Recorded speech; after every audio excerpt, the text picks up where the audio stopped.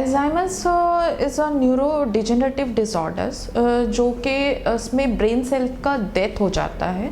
बहुत सारा risk factor है, उसके कुछ रिस्क फैक्टर पे आज हम डिस्कस करना चाहेंगे। As one of the most common risk factor है as we grow older, like more than 50-60s में, तो एल्जाइमर्स एक बहुत कॉमन फैक्टर है। दूसरा है एल्जाइमर्स का रिस्क फैक्टर जेनेटिक इनहेरिटेंस है। किसी किसी पेशेंट में जेनेटिकली एक म्यूटेशन पाया जाता है ApoE के नाम से, जो कि क्रोमोसोम नंबर 19 में सिचुएटेड होता है। उस केस में भी अल्जाइमर्स डिजीज़ पाया जाता है। तीसरा one of the risk factors होता है कार्डियोवैस्कुलर रिस्क फैक्टर्स, जिनमें CVA हुआ रहता है, स्ट्रोक, या पास्ट में कभी उनको कोई ऐसा हेमरेज, ब्रेन हेमरेज वगैरह हुआ रहता है, वो भी उनके रिस्क फैक्टर है। तो बेसिकली इसमें होता क्या है? इसमें होता है कि पेशेंट फॉरगेट हो जाएगा, मेमोरी लॉस होगा, कॉग्निटिव डिक्लाइन होगा। एक एक करके हम इस पर डिस्कस करेंगे। इसमें बेसिक पैथोलॉजी, ब्रेन में क्या चेंजेस आते हैं, इस पे भी हम डिस्कस करेंगे।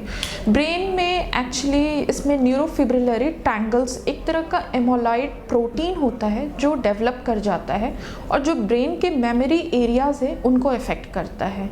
ब्रेन के memory part like temporal lobe है, इसमें मोस्ट कॉमनली इन्वॉल्व होता है। तो पेशेंट को कुछ याद नहीं रहता है, उनको कॉम्प्लेक्स डिफ़िकल्ट टास्किंग अगर आप दीजिएगा दिन भर में तो वो याद नहीं रहेगा। वो सुबह में क्या खाएं उन्हें ये याद नहीं रहेगा। वो सिंपल कैलकुलेशंस करना 2+2 उनको याद नहीं होगा। हो सकता है वो 2+2 को कभी 5 बोल दें या कभी वो 3 भी बोल दें। उनको एक डिस्टेंस, स्पैशियल डिफ्रेंशिएशन करने में उनको डिफरेंस होगा। वो कैलकुलेट नहीं कर पाएंगे कि उनको कितने डिस्टेंस मेंटेन करनी है। इस तरह से कोई भी रीजनिंग वाला, जजमेंट वाला डिफ़िकल्ट टास्किंग करने में उन्हें प्रॉब्लम होगी। ये विथ टाइम और प्रोग्रेसिवली इंक्रीज कर जाता है। अब आइडेंटिफाई कैसे करेंगे पेशेंट को कि मेरे पास जो पेशेंट आ रहा है वो अल्जाइमर से ही सफ़र कर रहा है। पेशेंट आता है नॉर्मली, उन्हें कोई भी पहले से कोई भी इंसिडेंस नहीं होता है। हम लोग न्यूरोलॉजी OPD में उनको बहुत सारे इन्वेस्टिगेशंस करते हैं। CT MRI एक one of the important investigations है। उससे हमें और भी बहुत सारी बीमारियां जो कि डिमेंशिया मीन्स मेमोरी लॉस के कारण होते हैं, उनको भी हम रूल आउट कर लेते हैं। फिर दूसरा एक होता है मेमोरी के लिए हम लोग एक टेस्ट करते हैं, अदर न्यूरोलॉजिकल टेस्ट करते हैं। उससे भी हमें पता चलता है कि अल्जाइमर्स की ही बीमारी है। एक EEG की भी होती है टेस्ट, जिससे हम लोग सीजर वगैरह को भी रूल आउट कर लेते हैं। Now come to the treatment part.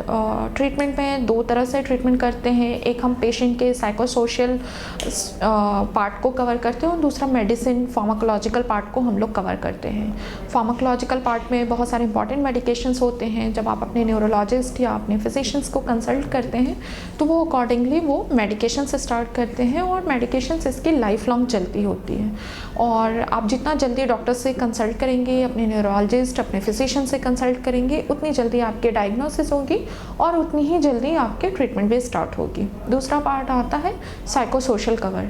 Psychosocial cover में हम पेशेंट को एक ट्रेनिंग देते हैं उनको, ताकि वो अपनी डेली टास्क को प्रॉपरली वे में वो कर सके और उनको एक मिनिमम लाइफ के लिए हम लोग उनको ये करें। क्योंकि एडवांस स्टेज में ऐसा भी देखा जाता है कि पेशेंट डिपेंडेंस हो जाते हैं अपने फैमिली मेम्बर्स पे। वो अपनी डेली टास्किंग के लिए भी वो लाइक खाना, वॉशरूम जाना, अपने क्लीन हाइजीन मेंटेन करने के लिए भी वो अपने फैमिली मेम्बर्स पर डिपेंडेंट रहते हैं। तो हम एडवांस स्टेज तक ना पहुँचें तो उससे पहले ही हम पेशेंट को साइकोसोशल इसके लिए हम लोग प्रिपेयर करते हैं। और अगर पेशेंट बहुत ज़्यादा एडवांस स्टेज में पहुंच जाता है तो अल्टीमेटली फिर पेशेंट का डेथ होना निश्चित होता है। पेशेंट का डेथ का सबसे इम्पॉर्टेंट कारण रेस्पिरेटरी इन्फेक्शंस भी होता है। उसमें क्या होता है कि प्रॉपर रेस्पिरेटरी उसमें हम लोग फिजियोथेरेपी या फिर हम लोग इन्फेक्शन से पेशेंट को नहीं बचा पाते हैं। ऐसा माना जाता है कि US में one of the leading cause amongst neurological disease after cardiovascular cerebrovascular accident के बाद में Alzheimer's is one of the common cause of death है।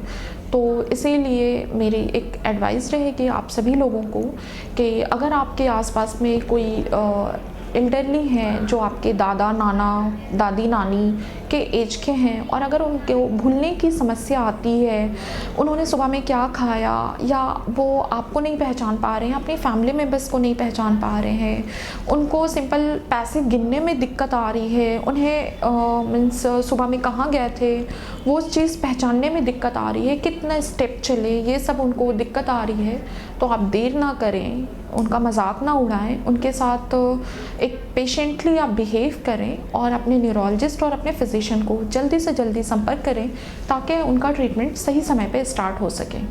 Thank you.